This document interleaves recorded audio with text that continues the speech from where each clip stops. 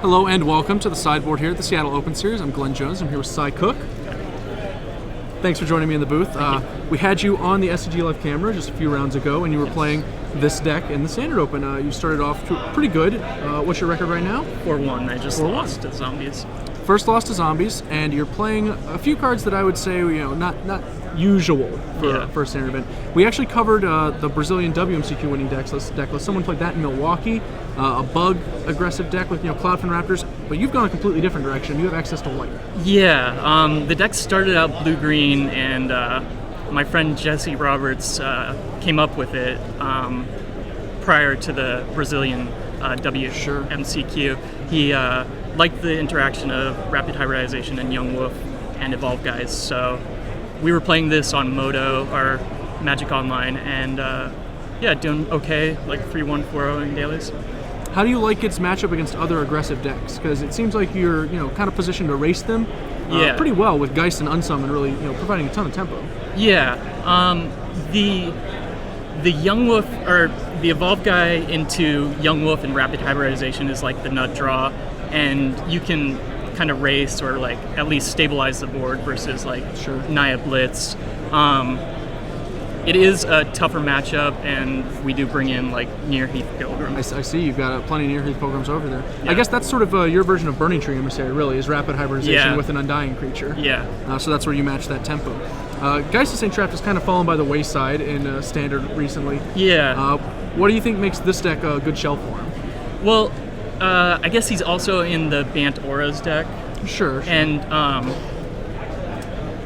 the question was, we added Geist after playing originally blue-green, and he favors well with the Evolve Guys with the Angel token. Yeah.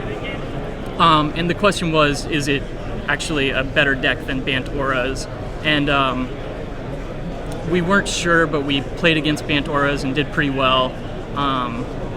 It's a different sort of tempo deck.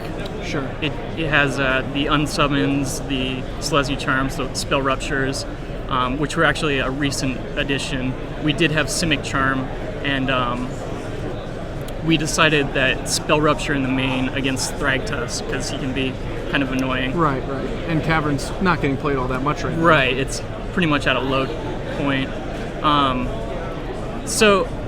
Yeah, it's just a different version of Bant. I do like how it seems like this deck's way more resilient to things like Liliana the Veil. Like Liliana's very good against Bant Hexproof, but it seems like actively bad against this deck. Yeah, against the Undying Guys, she's pretty bad. Has to be the worst spell they could possibly cast. You just let them tick up a Liliana. Every now and then they kill an Undying Guy, but you just let them tick it up and not play another. Yeah, I mean, you don't care about Liliana. Excellent. Well, the main deck is pretty straightforward. We got mostly 4-ofs, even the mana base with a single forest over the Sunpelt Grove. Yeah. Let's move on to look at the sideboard a little bit. We already discussed the Near Heath Pilgrims. They give you obviously a pretty good edge against aggressive strategies. You can even Soulbond an Angel turn after turn. That's a huge life swing. Yeah. They were actually a recent addition. We did want something in the Spell Rupture place because just get rid of those. Yeah, because they were Simic Charms and we didn't actually have anything against aggro, but when they became Spell Ruptures, we decided we needed something to swap those out. Sure. So we had the Near Heath Pilgrims, and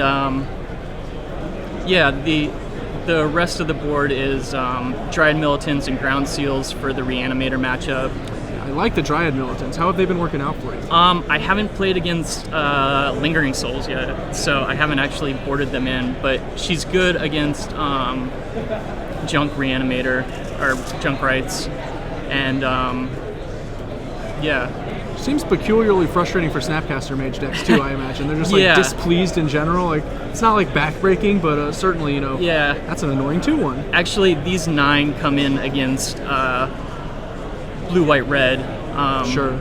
For Snapcaster, the Dispels for Sphinx's Revelation, the Ground Seals also to help against Snapcaster, and the Triumphs, which are pretty good.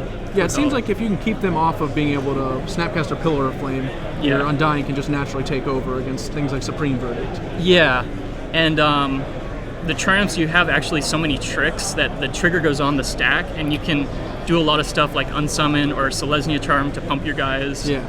In response to the trigure, and guarantee you get the draw. So you always draw, All right. I really like the Celestian Charms. I feel like that's actually a really heavy incentive to be white in the deck in the first place, because it's such a great trick, especially alongside Geist's trick. Yeah. I imagine, are you making good use of all 3 modes on that card? It seems like you should. Yeah. The Knight the 2/2 Knight is really good with the Evolve guys. Yeah. There's so many 5-power creatures that are annoying in the format, like Thragtusk and Thundermaw and Angel of Serenity that Olivia, when she really gets up yeah. there. Oh, yeah. Yeah, and the +2/+2 in Trample made it better than Simic Charm just because of the other modes. That makes sense. Well, you mentioned aggressive decks can be tough. Are there any matchups in specific you'd like to face? Control is a little better of a matchup if they're not playing like Terminus. Sure. So because of the Undying, and even like just playing out a Geist and then having them Supreme Verdict or Terminus and you unsummon it, so you can keep the momentum going that way. So Bant and Blue, White, Red among the control decks are like the ones you really want to face off against? Esper more than Bant. Esper more than Bant? Okay. Yeah, because Thragtusk is pretty annoying. Sure. But I mean, that's why. Well, Sai, you're off to a great start. Thanks for joining me in the booth, and good luck. Thank you very much. Thank you. Yeah.